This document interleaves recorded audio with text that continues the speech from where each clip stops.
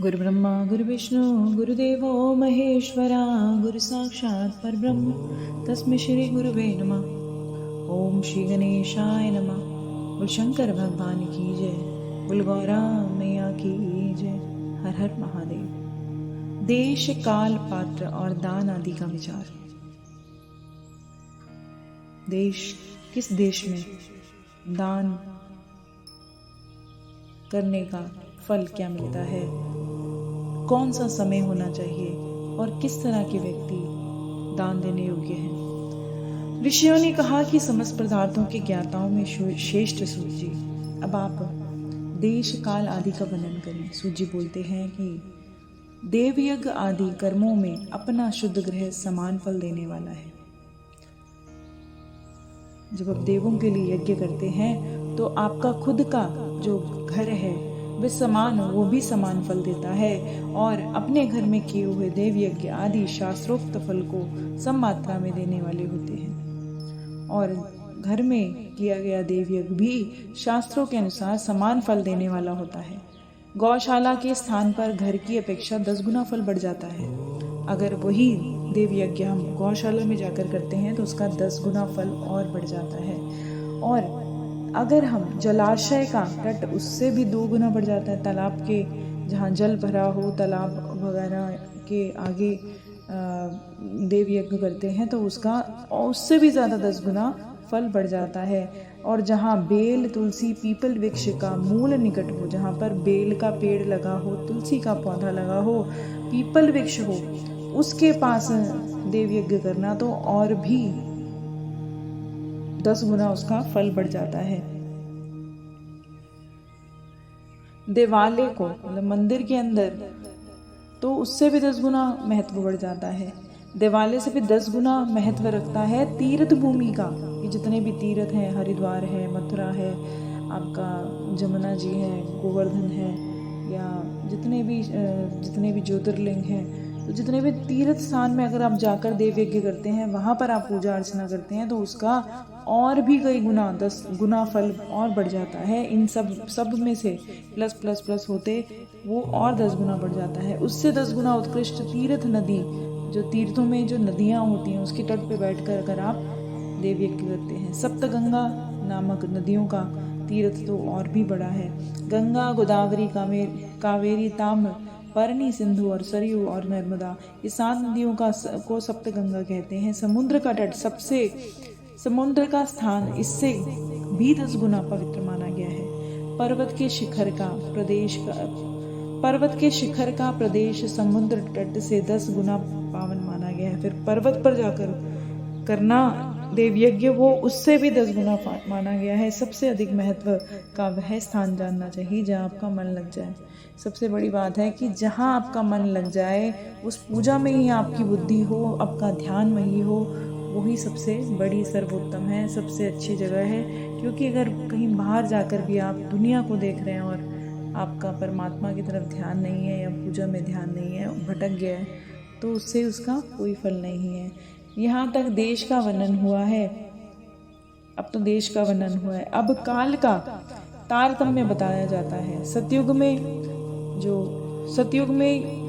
काल, मतलब ये आपके समय, जो सतयुग, द्वापर, त्रेता, फिर कलयुग, इस तरह से बता रहे हैं। वो सतयुग में यज्ञ करते हैं, यज्ञ करने से, दान आदि कर्म करने से पूर्ण फल देने वाले होते हैं, पूरा का पूरा फल मिलता है, ऐसा जानना चाहिए। त्रेता युग में उसका 3/4 फल ही रह जाता है। द्वापर में सदा आधे ही फल की प्राप्ति हो पाती है, और कलयुग में सिर्फ 1/4 फल की प्राप्ति समझनी चाहिए कि सिर्फ 1/4 फल ही आपको मिलता है।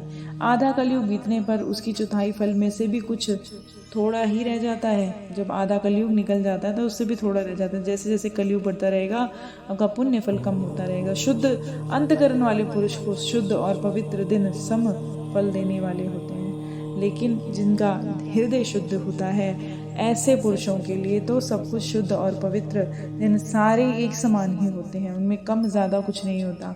विद्वान ब्राह्मणों सूर्य संक्रांति के दिन किया हुआ सत्कर्म, जब सूर्य संक्रांति के दिन संक्रांति राशि में हो, तब उस दिन किया हुआ सत्कर्म, अच्छे कर्म, पुण्य कर्म पूर्वोक्त शुद्ध दिन की अपेक्षा 10 गुना फल देने वाले हो जाते हैं। ऐसा जानना चाहिए उससे भी 10 गुना महत्व उस कर्म का है जो विशुभ नामक योग में किया जाता है। एक योग है, आप जब पंचांग निकालेंगे उसमें ये सारे योग आपको पंडित से पता चलते हैं कि भाई कौन सा समय चल रहा है। जो विशुभ नामक योग है उसमें किया गया कर्म और भी 10 गुना फल देने वाला है। दक्षिणायन आरंभ होने के दिन अर्थात कर्क की संक्रांति में किए हुए पुण्य कर्म महत्व विशुभ से भी कई 10 गुना बढ़ जाते हैं, 10 गुना ज्यादा बढ़ जाते हैं। उससे भी 10 गुना मकर संक्रांति में और उससे भी 10 गुना चंद्र ग्रहण में किए हुए पुण्य का महत्व है। अब जब ग्रहण लगता है सब डर जाते हैं, डरना नहीं चाहिए। उस टाइम आपको जाप जरूर करना चाहिए, क्योंकि उसका चंद्रमा को तो वो पुण्य मिलता ही है कि उनका जो पीड़ा है वो कम हो जाती है। लेकिन उस वक्त जब आप जाप करते हो तो आपका जो पुण्य फल है वो बढ़ जाता है। इसलिए उस टाइम कहते हैं कि जाप पूजा मंदिरों में तो पर्दा डल जाता है, लेकिन आप उस टाइम जाप करें। इस बात को विज्ञ पुरुष जानते हैं।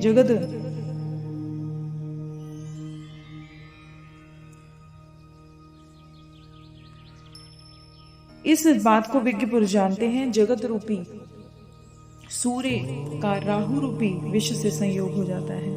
जब राहु सूर्य को ग्रसित कर लेता है और ग्रहण लग जाता है, इससे सूर्य ग्रहण का समय रोग प्रदान करने वाला होता है। हमारे ऊपर भी भारी होता है। जब सूर्य ग्रहण लगता है तो कईयों की राशियों में वो ग्रह लग जाते हैं, जिससे रोग उत्पन्न होता है। और रोग उत्पन्न उस विष की शांति के लिए हमें स्नान दान जप करना चाहिए। ये चंद्र आपके सूर्य ग्रहण के बाद या चंद्र ग्रहण के बाद हमें स्नान करना चाहिए, दान करना चाहिए और जप करना चाहिए। ये काल के विष की शांति के लिए उपयोगी होने के कारण पुण्य प्रद है, पुण्य भी देता है। जन्म नक्षत्र के दिन, जिस दिन आपका जन्मदिन हो, जन्म नक्षत्र के दिन और व्रत की पूर्ति का दिन, जब आपका अध्यापन कर रहे हो, व्रत की पूर्ति का समय सूर्य ग्रहण के समान ही समझना चाहिए। कितना बड़ा दिन होता है जन्म दिवस पर हम पार्टीज करते हैं। उस दिन हमें पूजा पाठ या जप करना चाहिए। परंतु महापुरुषों के संग का काल करोड़ों सूर्य ग्रहण के समान पावन है। अगर आपको कोई संत आत्मा महापुरुष मिल जाए और उनका संग मिल जाए तो फिर तो आपको करोड़ों सूर्य ग्रहण के समान उसका फल मिलता है। ऐसा ज्ञानी पुरुष जानते और मानते हैं। तपोनिष्ठ योगी, ज्ञाननिष्ठ यति, ये सब पूजा के पात्र हैं। पूजा के पात्र कौन है? पूजा के योगी कौन है? जो तप करते हैं, तप करने वाले योगी, ज्ञाननिष्ठ, जिनको सारे पुराणों का ज्ञान है, ऐसे लोग पूजा के पात्र हैं, क्योंकि वह पापों के नाश के कारण होते हैं। वो पापों का नाश कर देते हैं। जिसने 24 लाख गायत्री जप कर लिया हो वह ब्राह्मण भी पूजा का उत्तम पात्र बन गया है, और जो संपूर्ण फलों और भोगों को देने में समर्थ है, उसमें इतनी शक्ति आ जाती है कि सारे भोग और फल आपको दे सकता है। जो पतन से त्राण करता अर्थात नरक में गिरने से बचाता है, जो आपको नरक में गिरने से भी बचा लेता है, उसके लिए इसी गुण के कारण शास्त्र में पात्र शब्द का प्रयोग होता है। वो लोग महापुरुष पात्र कहलाते हैं जो आपको पापों में गिरने से बचाते हैं।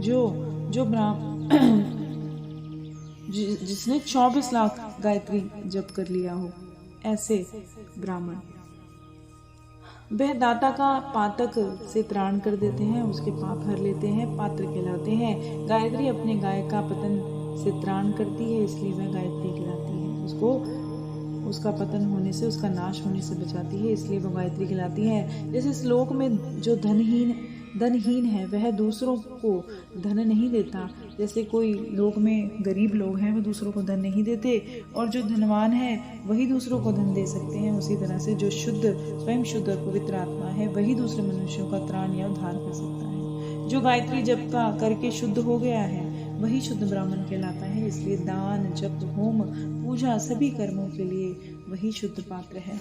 ऐसा ब्राह्मण ही दान और रक्षा करने की पात्रता रखता है। स्त्री हो या पुरुष, जो भी भूखा हो वही अन्न दान का पात्र है। स्त्री हो या पुरुष हो, उसमें कोई भेद नहीं। जब कोई भूखा आपको मिले तो वही उसी को अन्न का दान दे देना चाहिए।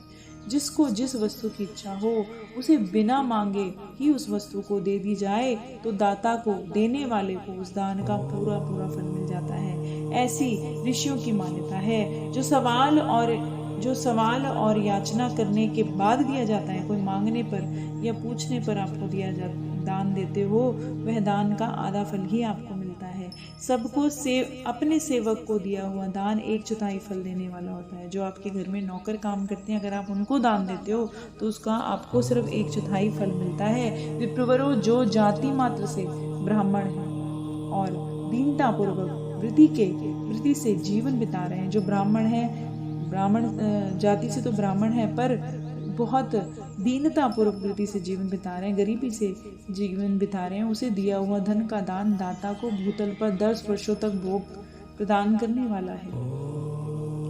10 वर्षों तक उसे भोग देता है, अगर वो किसी ऐसे ब्राह्मण की जो गरीब हो, सेवा करता है। वही दान यदि वेद वेता ब्राह्मण को दिया जाए, यही दान अगर आपको जो पुराण पढ़ने वाले हैं उन ब्राह्मणों को दे दिया जाए तो स्वर्ग लोक में देवताओं के वर्ष से 10 वर्षों तक दिव्य भोगों को भोगता है। शिल और उच्च विधि से लाया हुआ और गुरु दक्षिणा में प्राप्त हुआ अन्न धन शुद्ध द्रव्य कहलाता है। अच्छे तरीके से लाया हुआ धन या गुरु दक्षिणा में प्राप्त हुआ शुद्ध द्रव्य जो आपको मिला है, सामान मिला है, उसका दान दाता को पूर्ण फल देने वाला बताया गया है। क्षत्रियों का शौर्य से कमाया हुआ और कमाया धन, वैश्यों का व्यापार से आया हुआ, शूद्रों का सेवा से करने से आया हुआ धन भी उत्तम द्रव्य कहलाता है। ये सब अच्छा धन माना जाता है। धर्म की इच्छा रखने वाली स्त्रियों को जो धन पिता या पति से मिलता है वह भी उनके लिए अच्छा ही माना गया है, उत्तम द्रव्य माना गया है। गौ आदि 12 वस्तुओं का चैत्र आदि 12 महीने में दान करना चाहिए। चैत्र का जब महीना आता है उसमें गौओं का दान करना चाहिए। गौ, भूमि, तिल, स्वर्ण, सोना, घी, वस्त्र और धान्य, गुड़, चांदी, नमक, कोड़ा, कन्या, ये भी 12 वस्तुएं हैं। इसमें गौदान कायिक, वाचिक, मानसिक पापों का निवारण तथा कायिक आदिक पुण्य कर्मों की पुष्टि होती है। कि जो ये सारे दान तो बताए हैं, लेकिन जो गऊ का दान करता है, गाय का दान करता है, उसके कायिक अपनी शरीर से किए हुए किसी के प्रति पाप, वाचिक वाणी से किए हुए, मानसिक आपके जो है मन, आपके मानसिक मतलब आपके विचारों में जो आप पाप कर देते हैं उसका निवारण उससे हो जाता है। कायिक आदि आपकी शरीर के द्वारा किए पुण्य कर्मों की भी पुष्टि हो जाती है। ब्राह्मणों भूमि दान का इस लोक में परलोक में आश्रय की प्राप्ति कराने वाला है। इस लोक में उसे प्रतिष्ठा मिलती है और ऊपर जाकर भी उसका अच्छे से रहने का अरेंजमेंट हो जाता है। तिल का दान बलवर्धक है, आपको बल प्रदान करता है और मृत्यु का भी निवारण करता है, मतलब अकाल मृत्यु से आपको बचाता है। सोने का दान जठर अग्नि को बढ़ाने वाला है।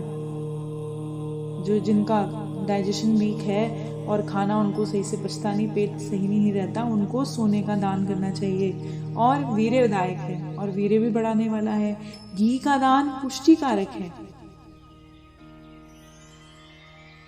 वस्त्र का दान आयु की वृद्धि करने वाला है, ऐसा जाना चाहिए। धान्य का दान अन्न धन की समृद्धि में कारण होता है। धन दान बढ़ाने के लिए कारण बनता है। गुड़ का दान मधुर भोजन की प्राप्ति कराने वाला है। अगर आपको अच्छा भोजन चाहिए तो गुड़ का दान कीजिए।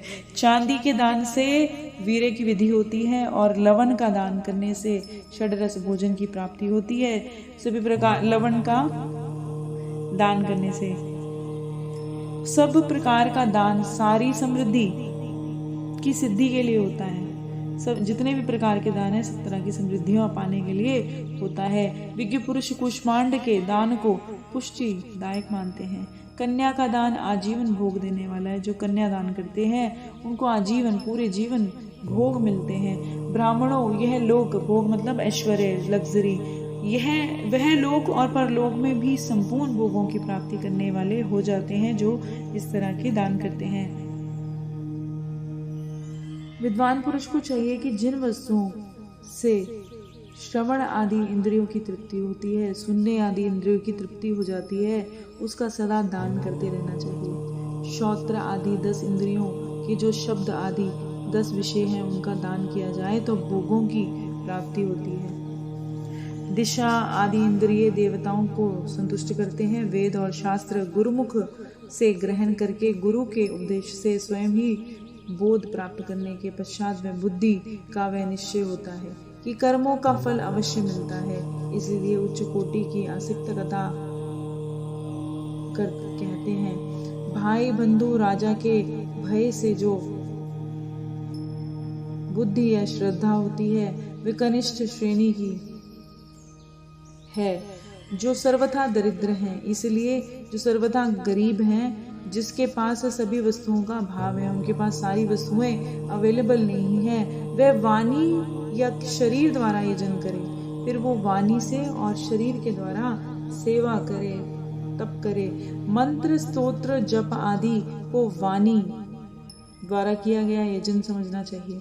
जो अपने मंत्र बोलते हो, स्तोत्र पढ़ते हो या जप करते हो, ये वाणी के द्वारा किए गए यजन हैं, यज्ञ हैं, पाठ हैं। और तीर्थ यात्रा और व्रत आदि को विद्वान पुरुष शारीरिक यजन कहते हैं।